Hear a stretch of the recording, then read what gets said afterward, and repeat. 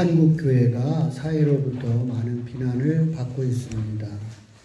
그런가 하면 이제 출산율도 0.98로 떨어졌습니다.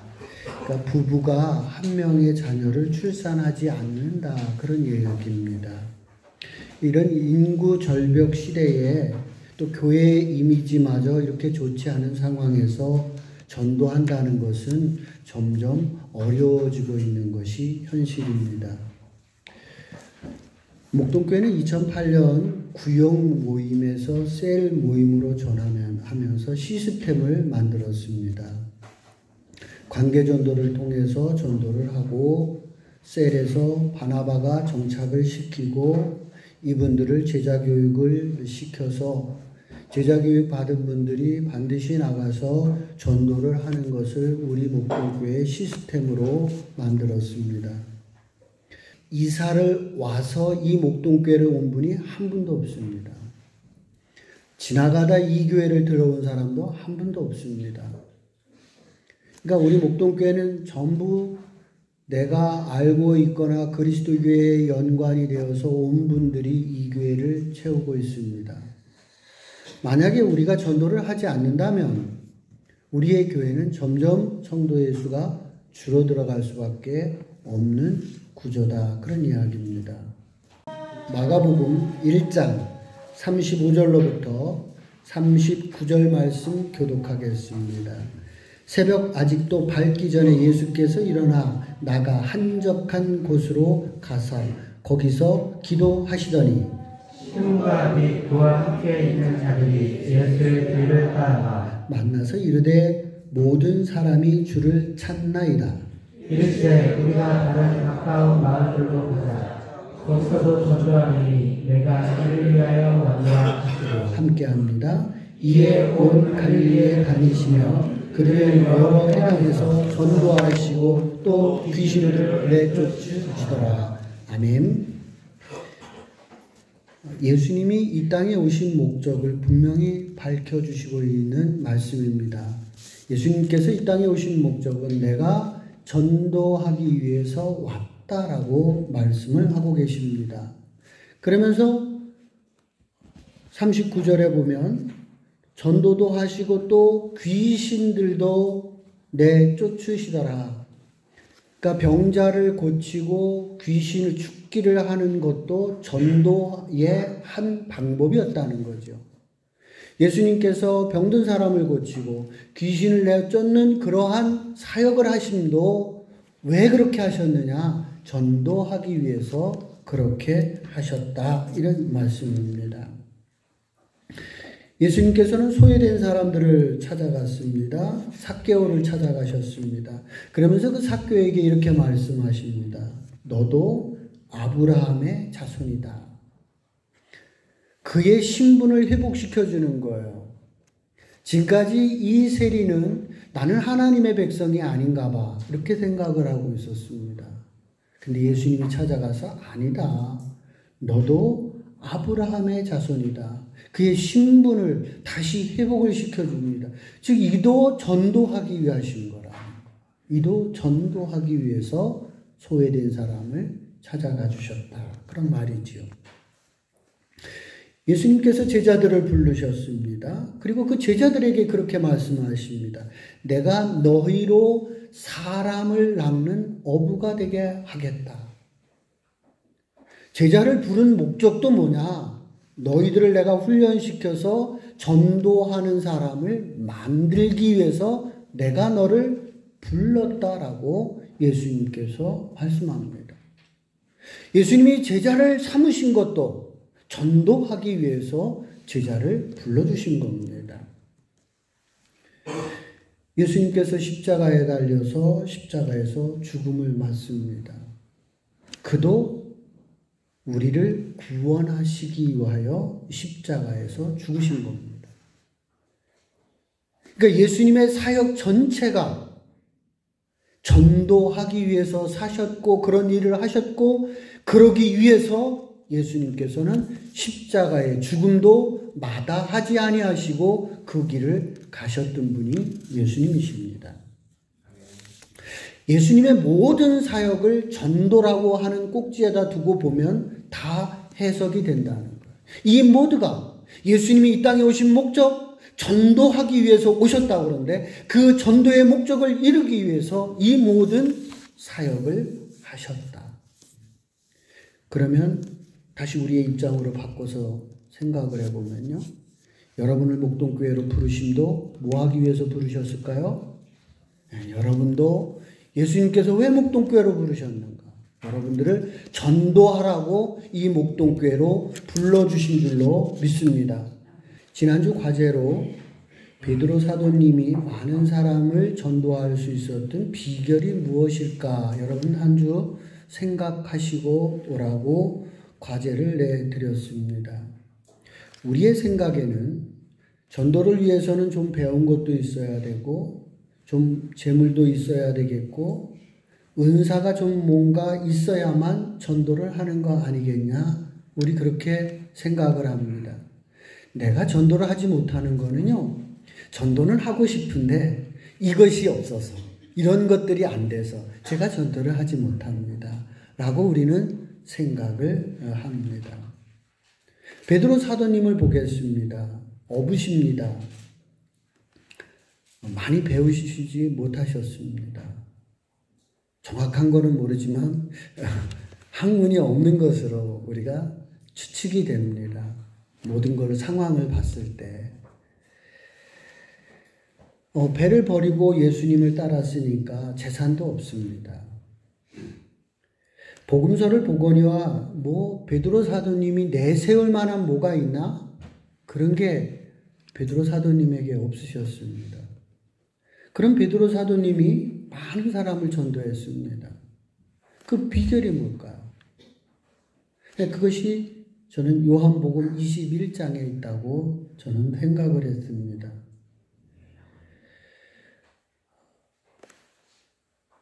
베드로 사도님이 많은 사람을 전도할 수 있었던 첫 번째 비결은 뭐냐면 베드로 사도님은 예수님을 정말 사랑했다는 겁니다. 예수님을 사랑을 하는 사람은 전도할 수 있다는 거예요. 예수님께서 베드로에게 질문을 합니다. 너 나 사랑하니? 라고 묻습니다. 예수님을 사랑하는 그 사람은 전도할 수 있다는 거예요. 우리가 부부가 서로 사랑을 하게 되면 출산을 하게 됩니다. 그것은 자연스러운 겁니다. 그리고 출산의 고통도 따르고 양육의 부담도 있지만 부부가 서로 사랑하다 보니까 출산도 하고 그 아이를 양육하게 되지요. 예수님을 정말 사랑하는 사람은 전도하고 싶고 전도하게 되어 있다는 거죠. 베드로 사도님은 정말 예수님을 사랑하신 분이었고 그 예수님을 사랑하셨기 때문에 그는 전도하는 사람이 되었다. 그런 얘기입니다. 예수님이 베드로에게 3번이나 너 사랑하느냐라는 질문을 던지는 것을 보게 됩니다. 너 나 사랑하니? 그러니까 베드로가 대답하잖아요. 그러니까 예수님이 내 양을 먹이라. 다시 또 물어요. 너 나 사랑하니? 내 양을 치라.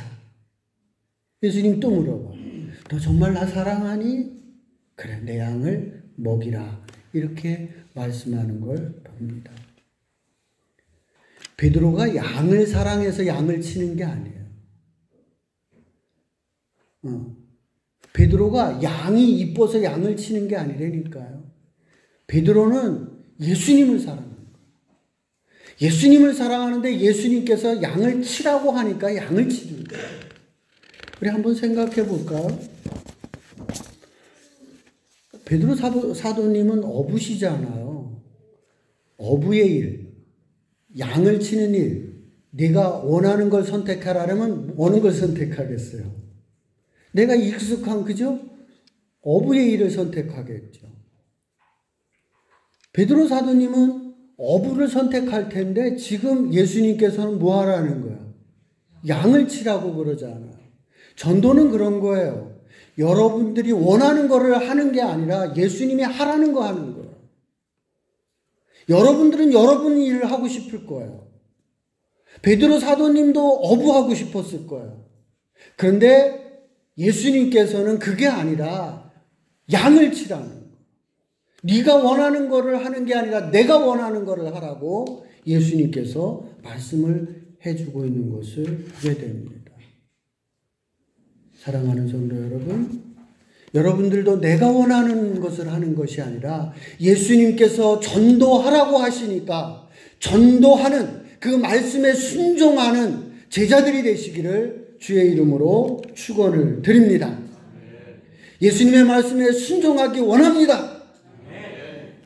여러분 모두에게 하나님께서는 재능을 주셨어요. 달란트를 주셨어요. 차이는 있어요. 5달란트 준 사람도 있고 2달란트 준 사람도 있고 1달란트 받은 사람. 그런데 아무것도 안 준 사람은 없어요. 신께서 모두에게 차등은 있지만 다 주셨어요. 그래서 신께서 내가 결산을 해보겠다는 거예요. 너는 내가 준 것으로 얼마나 남겼는지를 결산해 보겠다는 얘기예요. 5달란트를 남긴 사람은 칭찬해줘요. 2달란트 남긴 사람도 칭찬해줘요. 문제는 1달란트예요. 아무것도 남기지 않은 사람이 문제라는 거예요. 오늘 저는 이것을 설교에서 전도로 이 이야기를 끌어들였습니다. 아시겠죠? 왜 이 이야기를 끌어들였는지. 하나님께서 여러분들에게 다 재능을 주셨어요. 근데 지금까지 이렇게 보면 이 재능을 위해서, 이 재능을 가지고, 신이 준 이 재능을 가지고 내 가정을 위해서, 내 자녀를 위해서, 나를 위해서 썼습니다. 하나님 앞에 사용된 달란트가 별로 없어요. 어떻게 정직하게 여러분들은 어떻습니까? 하나님이 정말 여러분들한테 재능을 주셨고 많은 것들을 주셨는데 그것을 가지고 하나님을 위해서 내가 이렇게 쓰고 있습니다라고 내드리는 것은 얼마나 될까요? 네. 주께서는 그걸 보시겠다는 거예요. 내가 너에게 이런 재능을 줬는데 너는 그걸 가지고 나를 위해서는 무엇을 했느냐라고 주께서 보시겠다. 그런 얘기입니다. 여러분들이 하나님이 기뻐하시는 그 일을 위해서 하나님이 주신 그 재능을 좀 갖다가 쓰셨으면 좋겠습니다. 하나님께서 주신 거 있잖아요. 하나님이 주신 여러분들에게 재능을 주셨고 하나님이 주신 여러분에게 건강이 있고 하나님이 여러분들에게 물질을 주셨는데 이런 것들을 가지고 이제는 전도에 의해서 물질도 좀 써보고 전도를 위해서 내가 재능도 좀 써보고 하는 그런 신께 내가 받은 것을 신을 위해서 쓰는 투자할 수 있는 그런 제자들이 되시기를 주의 이름으로 부탁을 드립니다. 1년에 한 명을 전도한 사람은 정말 많이 전도한 사람입니다. 10년에 한 명을 전도한 분도 많이 한 겁니다. 우리 목동교회가 48주년이에요. 48년에 한 명을 전도했다. 이도 잘한 겁니다. 반대로 1년이 됐는데도 전도를 못했다. 10년이 됐는데도 전도를 못했다.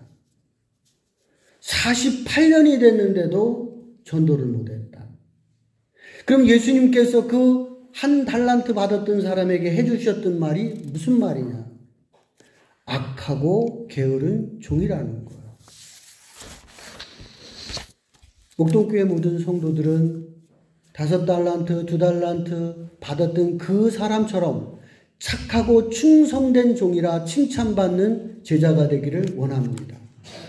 악하고 게으른 종이라고 책망을 받는 성도가 단 한 명도 없는 목동교회가 되기를 소망합니다.